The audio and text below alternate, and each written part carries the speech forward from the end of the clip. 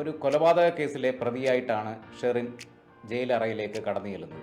ജയിലറയിൽ ഒരുപാട് കുറ്റകൃത്യങ്ങൾ തുടർന്ന് ചെയ്യുകയും ജയിൽ റൂൾസും പ്രിസൺ മാനുവലും ഒക്കെ കാറ്റിൽ പറത്തി അവർ പ്രവർത്തിച്ചതിനെ തുടർന്ന് നിരവധി തവണ ജയിൽ മാറ്റം വിധേയമായിട്ടുള്ള ഒരു വ്യക്തിയാണ് ഷെറിൻ. ആ ഷെറിനാണ് ജയിൽ അധികൃതർ നല്ല നടപ്പ് വിധിച്ച് ശുപാർശ ചെയ്യുന്നത്, ശിക്ഷ ഇളവ് വരുത്തുന്നതിന് വേണ്ടി ശുപാർശ ചെയ്യുന്നത്. ജയിൽ ഉദ്യോഗസ്ഥരെ ബലിയാടുകളാക്കി സർക്കാർ തലയൂരുകയാണ് ചെയ്തത്. അതും ശിക്ഷാ കാലാവധി റെമിഷൻ നടത്തരുത് എന്ന് ബഹുമാനപ്പെട്ട കോടതികൾ നിർദ്ദേശിച്ചിട്ട് കൂടിയും അത് പരിഗണിക്കാതെയാണ് ഇങ്ങനെയൊരു ശിക്ഷാ കാലാവധി കുറവ് ചെയ്യാനായി ജയിൽ അധികൃതർ സർക്കാരിലേക്ക് ശുപാർശ നൽകിയിട്ടുള്ളത്. ലൈഫ് ഇംപ്രസൺമെന്റ് എന്നാൽ ജീവപര്യന്തം വന്നു കഴിഞ്ഞാൽ അയാളുടെ ജീവിതാന്ത്യം വരെ എന്നാണ് കണക്കാക്കേണ്ടത്, അല്ലാണ്ട് 14 വർഷം എന്ന തെറ്റായ ധാരണയ്ക്ക് കാരണമായ സംഗതികളുമല്ല. ഇപ്പോൾ കോടതികൾ ഈ അമെൻമെന്റിന് ശേഷവും പുതിയ ന്യായസംഹിതകൾ വന്നപ്പോൾ ശിക്ഷ നൽകുന്നത് സെന്റൻസിങ് വിത്തൗട്ട് റെമിഷൻ, അതായത് ശിക്ഷ ഇളവില്ലാത്ത ശിക്ഷ എന്നതാണ് പുതിയ അമെൻമെന്റിലൂടെ വന്നേക്കുന്നത്. ഈ അടുത്ത് രാഷ്ട്രീയ കോളിളക്കം സൃഷ്ടിച്ച ഒരു കൊലപാതകമായിരുന്നു ടി.പി. ചന്ദ്രശേഖരൻ വധക്കേസ്. ടി.പി. ചന്ദ്രശേഖരൻ വധക്കേസിലെ പ്രതികൾക്ക് ശിക്ഷാ കാലാവധി കുറവ് ചെയ്യരുത് എന്ന് ഉത്തരവിലുണ്ടായിരുന്നിട്ട് കൂടി അവരെ നല്ല നടപ്പിൻ്റെയാണോ രാഷ്ട്രീയ പ്രാധാന്യം കൊണ്ടാണോ ശിക്ഷാ കാലാവധി കുറവ് ചെയ്യാനായി സർക്കാർ തീരുമാനിക്കുകയും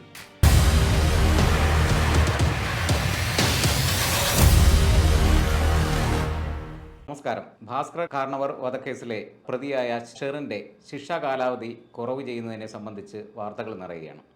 എന്താണ് ശിക്ഷാ കാലാവധി കുറവ് ചെയ്യുക? ഭാരതീയ ന്യായ സംഹിതയിലെ 473 വകുപ്പ് അല്ലെങ്കിൽ മുൻപുണ്ടായിരുന്ന ക്രിമിനൽ നടപടി നിയമത്തിലെ 432 വകുപ്പാണ് പ്രതികളുടെ ശിക്ഷാ കാലാവധി കുറവ് ചെയ്യുന്നതിനെ സംബന്ധിച്ച് വിഭാവനം ചെയ്തിരിക്കുന്നത്. ഭാരതീയ ന്യായ സംഹിതയുടെ 473 വകുപ്പ് എന്താണെന്ന് നോക്കാം. 473 വകുപ്പ് അനുസരിച്ച് 3 തരത്തിലാണ് ശിക്ഷാ കാലാവധി കുറവ് ചെയ്യുന്നതിനെ സംബന്ധിച്ച് ഭാരതീയ ന്യായ സംഹിത വിഭാവനം ചെയ്തിട്ടുള്ളത്. ഒന്ന്, കോൺസ്റ്റിറ്റ്യൂഷണൽ ഭാഗം, അതായത് ഗവർണറുടെയും രാഷ്ട്രപതിയുടെയും അധികാര കാര്യങ്ങളാണ്. രണ്ടാമത് സ്റ്റേറ്റിൻ്റെ അല്ലെങ്കിൽ എക്സിക്യൂട്ടീവ് പവറുകളാണ്. മൂന്നാമത്തത് ജയിൽ അതോറിറ്റീസിൻ്റെ പവറാണ്. ഈ 3 പവറുകളുമാണ് ഒരു ശിക്ഷിക്കപ്പെട്ട കുറ്റവാളിക്ക് ശിക്ഷ ഇളവ് ചെയ്ത് നൽകുന്നതിന് ഭാരതീയ ന്യായ സംഹിത അല്ലെങ്കിൽ മുൻപുണ്ടായിരുന്ന ക്രിമിനൽ നടപടി നിയമം വിഭാവനം ചെയ്തിട്ടുള്ളത്. ഒന്നാമത്തത് ഗവർണർക്കും രാഷ്ട്രപതിയും ഉള്ള അതോറിറ്റിയാണ്. ഏത് കാലം കൊണ്ടാണ് രാഷ്ട്രപതിയും ഗവർണറും ഒരു കുറ്റവാളിയുടെ ശിക്ഷ കാലാവധി ഇളവ് ചെയ്ത് കൊടുക്കുന്നത്? അതാണ് റെമിഷൻ എന്ന വാക്കുകൊണ്ട് ഭാരതീയ ന്യായ സംഹിതയിൽ പറഞ്ഞു കേൾക്കുന്നത്. റെമിഷൻ എന്നാൽ ശിക്ഷാ കാലാവധി കുറവ് ചെയ്യലെന്നാണ്.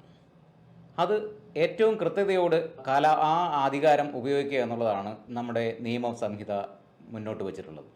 ഒന്നാമത്തെ കാര്യം, മറ്റ് ബാഹ്യ ഇടപെടലുകളൊന്നുമില്ലാതെ ഒരു കുറ്റവാളിയുടെ നല്ല നടപ്പിൻ്റെയും അവർ അനുഭവിച്ച ശിക്ഷാ കാലാവധിയുടെയും സമയദൈർഘ്യം കണക്കിലാക്കി ഗവർണർക്കോ രാഷ്ട്രപതിയുടെ സ്റ്റേറ്റ് എക്സിക്യൂട്ടീവിനോ അതല്ലെങ്കിൽ ജയിൽ അതോറിറ്റീസിനോ ശുപാർശ ചെയ്യാവുന്ന ഒരു അധികാരമാണ് 473 പറയുന്നത്. 473 വകുപ്പ് അനുസരിച്ച് ശിക്ഷിക്കപ്പെട്ട ഒരു കുറ്റവാളി ഒരു നിശ്ചിത കാലാവധിയിൽ ശിക്ഷ അനുഭവിച്ചു കഴിഞ്ഞും അവരുടെ ജയിലിലെ പ്രവൃത്തികൾ ജയിൽ മാനുവൽ അനുസരിച്ചും പ്രിസൺ റൂൾസ് അനുസരിച്ചും നല്ല നടപ്പിന് വിധേയമാകപ്പെട്ടതാണ് എന്ന് ഉദ്യോഗസ്ഥർക്ക് ബോധ്യം വന്നാൽ അവർക്ക് ആ കാര്യം ശുപാർശ ചെയ്യാവുന്നതാണ്. ഇപ്പോൾ വാർത്തയിൽ നിറയുന്ന ഷെറിൻ എന്ന വ്യക്തിയുടെ ശിക്ഷാ ഇളവ് എന്നുള്ളത് നമുക്ക് ഇത്തരണത്തിൽ നമുക്കത് ഓർക്കേണ്ടതാണ്. നമുക്കൊന്ന് പരിശോധിക്കാം. കാരണം ഷെറിൻ്റെ ശിക്ഷാ കാലാവധി 14 വർഷം എന്ന വാക്കല്ല ഉപയോഗിക്കുന്നത്, ജീവപര്യന്തമായിരുന്നു. കാരണം ഒരു കൊലപാതക കേസിലെ പ്രതിയായിട്ടാണ് ഷെറിൻ ജയിലറയിലേക്ക് കടന്നു ചെല്ലുന്നത്. ജയിലറയിൽ ഒരുപാട് കുറ്റകൃത്യങ്ങൾ തുടർന്ന് ചെയ്യുകയും ജയിൽ റൂൾസും പ്രിസൺ മാനുവലും ഒക്കെ കാറ്റിൽ പറത്തി അവർ പ്രവർത്തിച്ചതിനെ തുടർന്ന് നിരവധി തവണ ജയിൽ മാറ്റം വിധേയമായിട്ടുള്ള ഒരു വ്യക്തിയാണ് ഷെറിൻ. ആ ഷെറിനാണ് ജയിൽ അധികൃതർ നല്ല നടപ്പ് വിധിച്ച് ശുപാർശ ചെയ്യുന്നത്, ശിക്ഷ ഇളവ് വരുത്തുന്നതിന് വേണ്ടി ശുപാർശ ചെയ്യുന്നത്.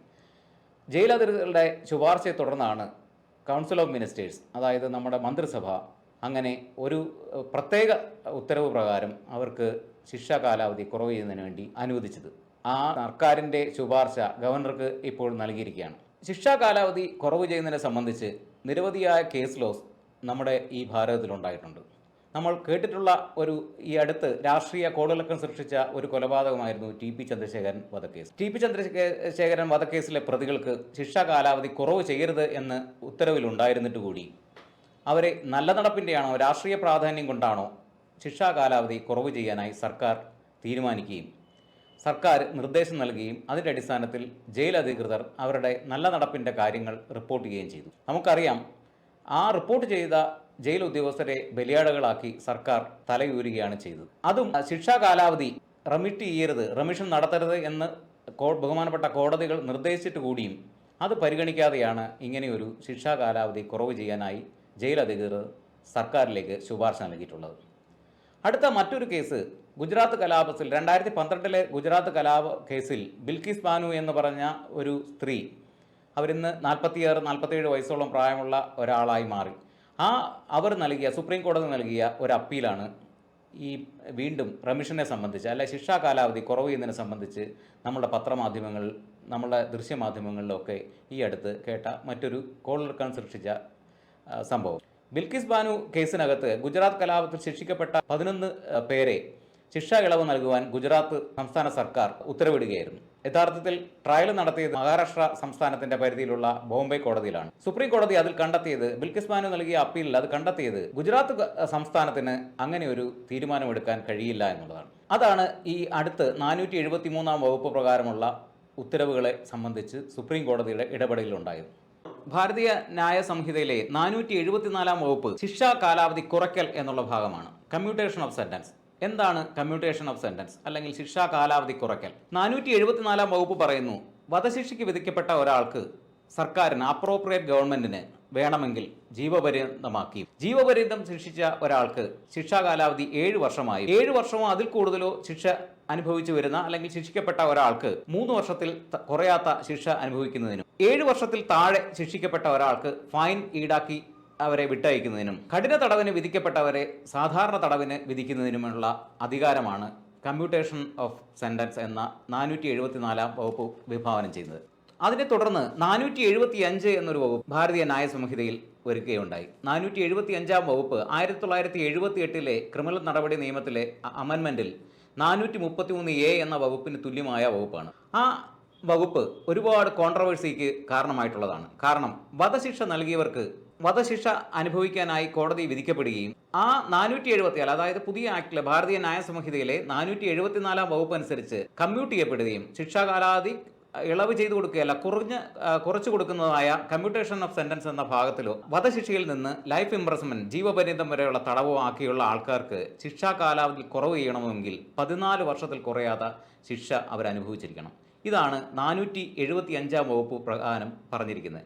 475 വകുപ്പ് 433A എന്ന വകുപ്പ് 1978 ക്രിമിനൽ നടപടിയിൽ വന്ന അമെൻമെന്റ് ആണ്. ആ അമെൻമെന്റ് ഒരുപാട് നിയമ കുരുക്കുകൾക്കും നിയമപ്രശ്നങ്ങൾക്കും കാരണമായിട്ടുണ്ട്. കാരണം മരൂറാം വേഴ്സസ് യൂണിയൻ ഓഫ് ഇന്ത്യ എന്ന കേസിൽ ആർട്ടിക്കിൾ 21, അതായത് ഒരു മനുഷ്യൻ്റെ ലൈഫ് ആൻഡ് ലിബർട്ടി എന്ന ഭാഗത്തെ സംബന്ധിച്ച് സുപ്രീം കോടതി പലതവണ ഇത് സംബന്ധിച്ച് ചർച്ച ചെയ്യുകയുണ്ടായി. കാരണം 433A എന്ന വകുപ്പ് ഭരണഘടനയ്ക്ക് വിരുദ്ധമായിട്ടുള്ള ഒരു വകുപ്പാണെന്ന്, ഒരാളുടെ ലിബർട്ടിക്ക് എഗൻസ്റ്റ് ആണ് എന്നാണ് മാരൂറാം വേഴ്സസ് യൂണിയൻ ഓഫ് ഇന്ത്യ എന്ന കേസിൽ തർക്കിക്കപ്പെട്ട സംഗതി. സുപ്രീം കോടതി പറഞ്ഞു അത് കൃത്യമായും ഹാർഡ് കോർ ക്രിമിനൽസ്, അതായത് കൊടും കുറ്റവാളികൾക്ക് നൽകുന്ന ഒരു രക്ഷയാണ് എന്നായിരുന്നു അതിനകത്ത് ചർച്ച ചെയ്തത്. കാരണം സുപ്രീം കോടതി അവസാനം അതിലൊരു തീരുമാനമെടുത്തു, ഈ വകുപ്പ് പ്രകാരം 475, പുതിയ 475 അല്ലെങ്കിൽ പഴയ 433A എന്ന വകുപ്പ് പ്രകാരം ശിക്ഷാ കാലാവധി കുറവ് ചെയ്ത് കൊടുക്കുന്നത് ഹാർഡ് കോർ ക്രിമിനൽസിനെ അതിൽ നിന്ന് ഒഴിവാക്കുന്ന ഒരു എക്സംഷനായിട്ടാണ്, അത് പേഴ്സണൽ ലിബർട്ടിക്ക് എഗൻസ്റ്റ് അല്ല എന്ന് കോടതി കണ്ടെത്തുകയുണ്ടായി. പിന്നീട് Vinayak Godse versus union of India എന്ന കേസിൽ 14 വർഷം ജീവപര്യന്തം ശിക്ഷ എന്ന് പറഞ്ഞാൽ 14 വർഷമാണെന്ന് ദുർവ്യാഖ്യാനം ചെയ്യപ്പെടുന്ന ഒരു കാലഘട്ടമായിരുന്നു നമ്മുടെ ഇന്ത്യയിലുള്ള നിയമ സംവിധാനത്തിലുണ്ടായിരുന്നത്. ജീവപര്യന്തം എന്നാൽ 14 വർഷം എന്ന് തെറ്റിദ്ധരിക്കപ്പെട്ടിരുന്ന ഒരു കാലമായിരുന്നു. Vinayak Godse versus union of India എന്ന കേസിൽ ലൈഫ് ഇംപ്രസൺമെന്റ് എന്നാൽ ജീവപര്യന്തം വന്നു കഴിഞ്ഞാൽ അയാളുടെ ജീവിതാന്ത്യം വരെ എന്നാണ് കണക്കാക്കേണ്ടത്, അല്ലാണ്ട് 14 വർഷം എന്ന തെറ്റായ ധാരണയ്ക്ക് കാരണമായ സംഗതികളുമല്ല. ഇപ്പോൾ കോടതികൾ ഈ അമെൻമെന്റിന് ശേഷവും പുതിയ ന്യായ സംഹിതകൾ വന്നപ്പോൾ ശിക്ഷ നൽകുന്നത് സെന്റൻസിങ് വിത്തൗട്ട് റെമിഷൻ, അതായത് ശിക്ഷ ഇളവില്ലാത്ത ശിക്ഷ എന്നതാണ് പുതിയ അമെൻമെന്റിലൂടെ വന്നേക്കുന്നത്. അത് വരാൻ കാരണം സ്വാമി ശ്രദ്ധാനന്ദ വേഴ്സസ് സ്റ്റേറ്റ് ഓഫ് കർണാടക എന്ന കേസിന് ശേഷമാണ് കൂടുതലായി അത് പ്രയോഗിക്കപ്പെടുന്നത്. അതായത് റെമിഷൻ, ശിക്ഷാ കാലാവധി ഒഴിവാക്കുന്ന സാഹചര്യങ്ങൾ പാടെ ഒഴിവാക്കുന്നതിന് വേണ്ടിയാണ് സെന്റൻസിങ് വിത്തൗട്ട് റെമിഷൻ, ശിക്ഷാ കാലാവധി ഒഴിവാക്കലില്ലാതെ ശിക്ഷിക്കപ്പെടുക എന്നുള്ള സംവിധാനത്തിലേക്ക് വരുന്നത്.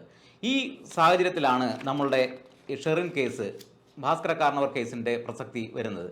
കാരണം ഒരു സമ്പത്തിന് വേണ്ടി സ്വന്തം ഭർത്തൃപിതാവിനെ കൊലപ്പെടുത്തിയ ഒരു സ്ത്രീക്ക് നിയമപരമായ സംരക്ഷണം നൽകുകയാണോ, അല്ലെങ്കിൽ നിയമത്തിൻ്റെ പഴുതുകളിലൂടെ അവരെ പുറത്താക്കുകയാണോ, അതോ ശരിക്കും ശിക്ഷ അർഹിക്കപ്പെട്ട ഒരാളെ ജയിലറയിൽ അവരുടെ ജീവിതാന്ത്യം വരെ നിലനിർത്തുകയാണോ വേണ്ടതെന്ന് ജനങ്ങൾ തീരുമാനിക്കട്ടെ.